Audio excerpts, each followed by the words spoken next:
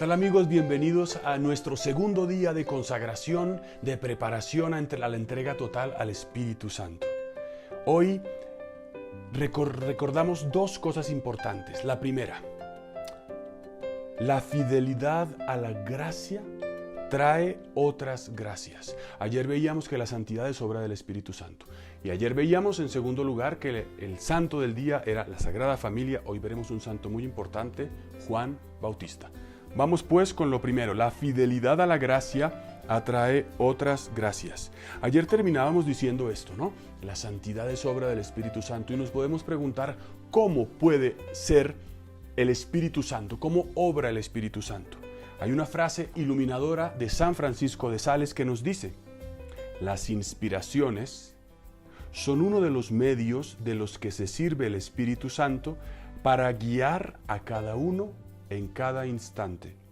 Discernirlos y seguirlos es uno de los puntos más importantes de la vida devota. Es decir, no es un programa tuyo o mío, es seguir unas mociones que Dios pone. Y de ese seguimiento dependen grandes cosas.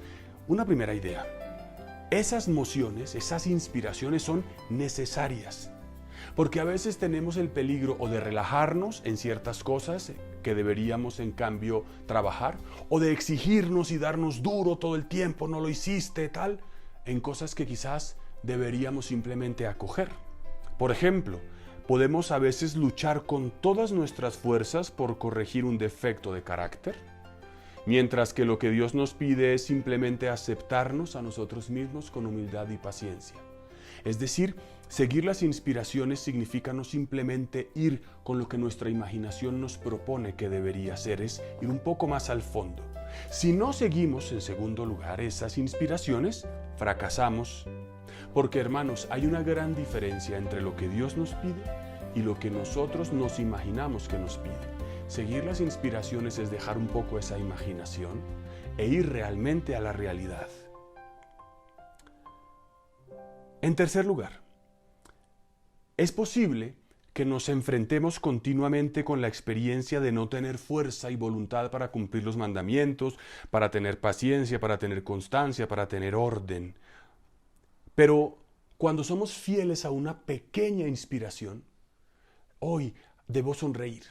El Señor me está pidiendo que haga esta pequeña oración. El Señor me está pidiendo que no ande haciendo cantaleta o que le reclame a esta persona.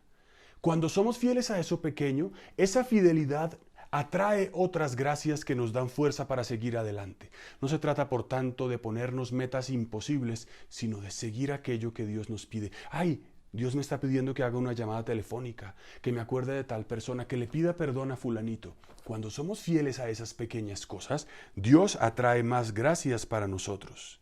Porque dice el Señor en Mateo 25, siervo bueno y fiel, has sido fiel en lo poco, yo te confiaré lo mucho. Las inspiraciones, por tanto, son esas pequeñas cosas.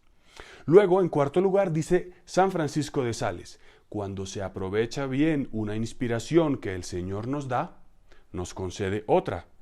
Y así nuestro Señor continúa otorgando sus gracias a medida que se aprovechan. Coges una inspiración, te fortaleces. Como los muñecos animados o los videojuegos. Tienes como una fuerza que te hace más grande y a medida que tomas más te haces cada vez más fuerte. Empiezas con cosas pequeñas y te vas haciendo capaz de cosas grandes. Esa, por tanto, y es el quinto punto, sería la ley espiritual que hoy quisiéramos plantear. Obtendremos la gracia de ser fieles a las cosas importantes si somos fieles a las cosas pequeñas, sobre todo cuando esas cosas pequeñas nos las pide el Espíritu Santo mediante esas inspiraciones o mociones. Es posible que al principio obedecer, abstenernos de cosas, trabajar, se haga difícil. Es un camino que exige humildad y renunciar a nuestra pretensión de autosuficiencia y más bien supone aceptar nuestras carencias y debilidades. Señor, no soy capaz de emprender esta tarea, no soy capaz de perdonar, no soy capaz de hacer esta llamada, no soy capaz de enfrentar esta dificultad, pero tú puedes, porque yo confío en ti, porque tú me lo estás pidiendo. Esta inspiración me está mostrando que viene del cielo. Y finalmente, entonces, ese sería el sexto punto. Es así como el Espíritu Santo recibe el nombre de Consolador, porque cuando acogemos nuestra pobreza, somos capaces de recibir sus inspiraciones y nuestra alma recibe un bálsamo de paz y de descanso que nos colma de consuelo. Decía Ricardo de San Víctor, me atrevo a afirmar que una sola gota de esos consuelos divinos puede hacer lo que todos los placeres del mundo no podría, recibir al Consolador. Por tanto, esa primera ley de que una gracia pequeña trae otras gracias nos lleva a una segunda ley espiritual. Lo que es capaz de satisfacer nuestros corazones no son los bienes que recibimos, el tener, sino el bien que practicamos cuando es inspirado por Dios. Dice los Hechos de los Apóstoles, hay más alegría en dar que en recibir. Y estamos por tanto diciendo varias cosas.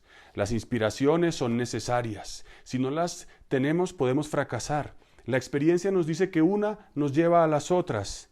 En ellas podemos ir creciendo. Tenemos una ley espiritual que consiste en que seremos fieles a lo grande si logramos perseverar en lo pequeño. Y finalmente, que el consuelo de Dios es lo único que nos da plenitud. Y en segundo lugar, hoy veremos un santo muy importante, Juan el Bautista. Primer punto, la identidad de Juan el Bautista. La identidad de él es que es humilde, es el precursor, el que dijo conviene que él crezca refiriéndose a Cristo y que yo disminuya, es el primo del Señor, más bien el hijo de la prima de María, la prima que se llamaba Isael, hijo también de Zacarías. Es luz. Es aquel que tiene siempre su mirada en Jesucristo. Ha dicho, yo bautizo con agua, pero en medio de ustedes está uno que no conocen, que viene después de mí. Pero yo no soy digno de desatar la correa de las sandalias. Humildad y verdad están presentes en Juan el Bautista. Es uno que dice, yo no soy el Mesías, yo soy una voz que grita en el desierto. Juan el Bautista es un hombre que vive con profundidad su misión de decir la verdad, de confrontar. Juan el Bautista tuvo que vivir el confinamiento, tuvo que vivir la cuarentena. Juan Bautista estuvo preso, encarcelado por Herodes, como tú y yo podemos estar hoy encarcelados, pero ni en esa situación bajó la guardia. El segundo punto es que Juan tuvo entonces una misión que se concretó justamente en su cautiverio, defender y confrontar. Él sabía que el rey Herodes estaba casado, no estaba casado con la que convivía, estaba en adulterio, y por tanto le decía la verdad, y Herodes lo mandó matar, porque su veleidad le hizo irse de la lengua y prometer cosas que no debía. Y Juan el Bautista, en tercer lugar, entregó la vida al Señor en su martirio. Juan Bautista fue preso, pero no por estar preso se acobardó. Tú y yo estamos en cuarentena y Juan el Bautista nos enseña que estamos llamados a vivir en la verdad. Tal vez a ti o a mí no nos toque morir físicamente derramando la sangre por Cristo, o tal vez sí, eso yo no lo sé. Pero también siendo cristiano y siendo parte de la milicia de Dios en la tierra, nos podemos preguntar, ¿estamos tú y yo dispuestos a confrontar y a defender la verdad delante del que sea? Esa es la enseñanza de la cuarentena de Juan el Bautista. Una cuarentena en valentía, no en acobardamientos. Oremos. Atrae mi corazón, oh Espíritu Santo, para que solo ame lo que es santo. Fortaléceme, oh Espíritu, para que defienda todo lo que es santo. Amén. Dios los bendiga.